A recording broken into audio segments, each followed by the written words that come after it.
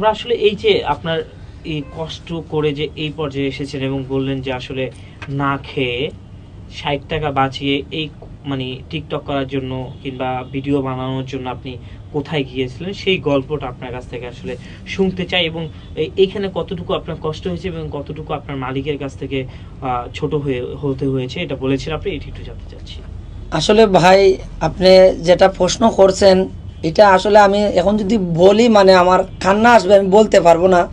যে এখন তো মানুষ আমার ভিডিওগুলো দেখে, কিন্তু আমি এই টিকটকে ভাইরাল হওয়ার জন্য কতটা নির্যাতিত হয়েছি মানে বলার মতো ভাষা নাই। আমার আল্লাহ দেখছে, আমি এই টিকটক করার জন্য আমি 3টা মাস ভাত খাই নাই। রমজান মাসে আমি পুরাটা মাস আমি মানে ঘুমাই নাই।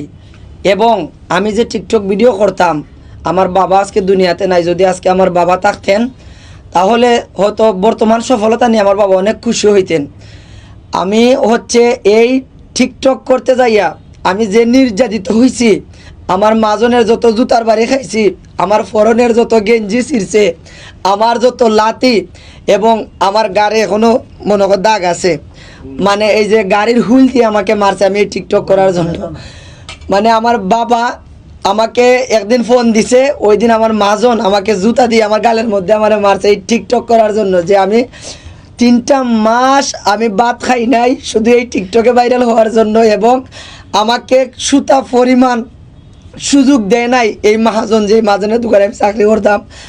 এবং আমি 3টা মাস ভাত খাই না, আমার পেটের বুকে মানে আমার এই যে পেটের খিদায় আমি অনেক দিন রাস্তাঘাটে আমি ফিট হয়ে পড়ছি। আপনারা, আমি কিছু মানুষের নাম বলবো, ওদেরকে জিজ্ঞাইলে আপনারা পাইবেন যে এই লিটনকে কোন কোন জায়গায় আমাকে মানে অজ্ঞান অবস্থায় এমন একদিন গেছে যে আমি পেটের কুদার জ্বালায় আমি আর এক পাও আগাইতে পারছি না। যখন আমি ডায়লগ দিয়ে ভিডিওটা দিয়ে আমি দোকানে আসবো, মানে আমার আসার কোনো ক্ষমতা নাই।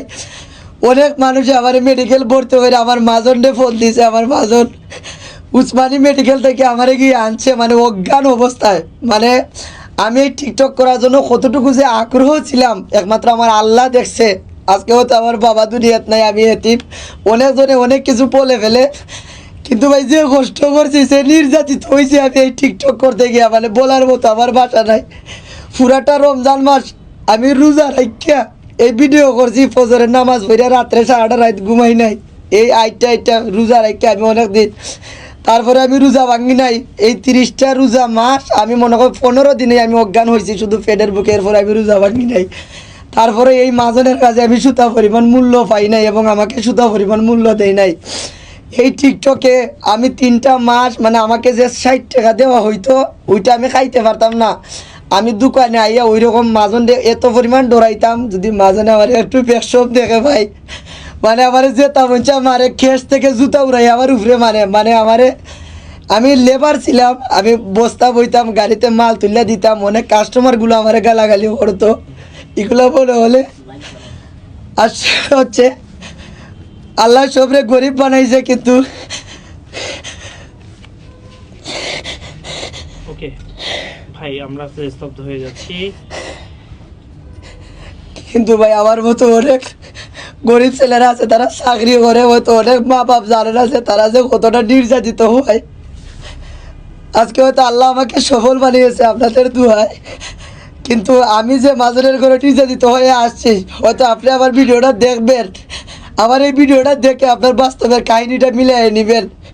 কিন্তু আমি আসবো খুবই শীঘ্রই আপনার দোকানে, আমি আসবো এবং আপনার কাছে আমার টাকাও রয়েছে, আমি আসবো, এগুলো সবগুলো আমি আসবো একদিন। আমার এখনও মনে আছে আমি আপনাকে ডরাইয়া ভাত না খাইয়া আমি আপনার সামনে যাই আমি ডেকর দিতাম, ওই রকম ডেকর দিতাম। এরপরে আমার মৃত্যু বাবাকে আপনি যেভাবে গালিগালাজ করছেন, এই অবৈধ সন্তান জন্ম দিছে, এই অবৈধ সন্তান কেন